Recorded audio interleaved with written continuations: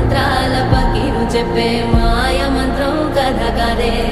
చంటోళ్లను భయపెట్టే భూచోడి కథ కదే తాత ముత్తాతమ్మల భూతాల కథ కదే విక్రమాదిత్యుడు చెప్పిన వేదాళుడి కథ కదే దీపము నుండి దెయ్యం వచ్చే అల్లావుద్దీన్ కథ కాదే ఇది ముడత చర్మం ముసలి చెప్పే కథ